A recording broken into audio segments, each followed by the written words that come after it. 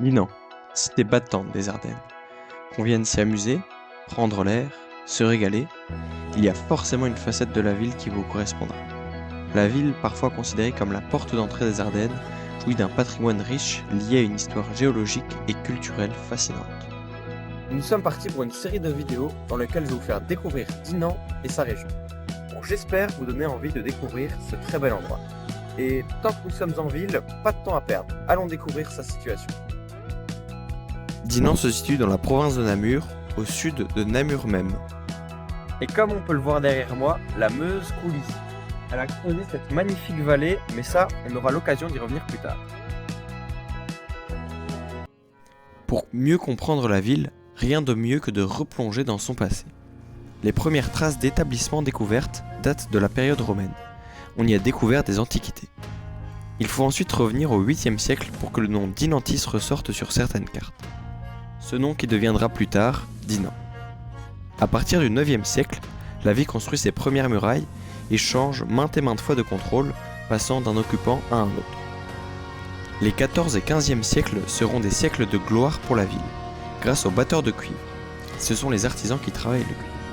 Leurs produits, reconnus dans toute l'Europe, apportent à la ville une grande richesse et puissance. Cependant, la prise de Dinan en 1466 par les Bourguignons mettra un coup d'arrêt à cette prospérité. Pendant des siècles, la ville ne restera plus que l'ombre d'elle-même. Au début des années 1800, les Hollandais construisent la citadelle si connue sur l'éperon rocheux et sur d'anciennes fortifications françaises.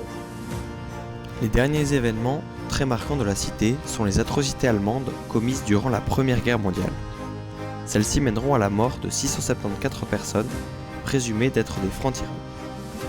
Aujourd'hui, la ville compte 13 000 habitants et est très touristique, avec sa citadelle, sa collégiale et ses beaux paysages. Après ce bref aparté historique, je vous propose de faire un petit tour. C'est pourquoi je me trouve à côté de nul autre qu'Adolphe Sax. Qui est-ce, me direz-vous? L'inventeur du saxophone, bien sûr. Et oui, le dinantais est effectivement à l'origine de cet instrument, et point positif, la ville lui a dédié une exposition située à proximité en plus d'être gratuite. Ensuite, on découvre une spécialité dinantaise, la coupe de Dinan. Ouais, ça ne se mange pas, me direz-vous? Et si, même si on dirait du béton, cela est bel et bien mangeable.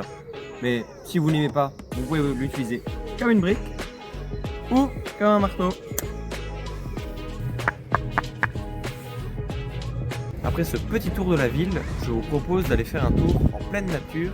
Rendez-vous donc au prochain endroit.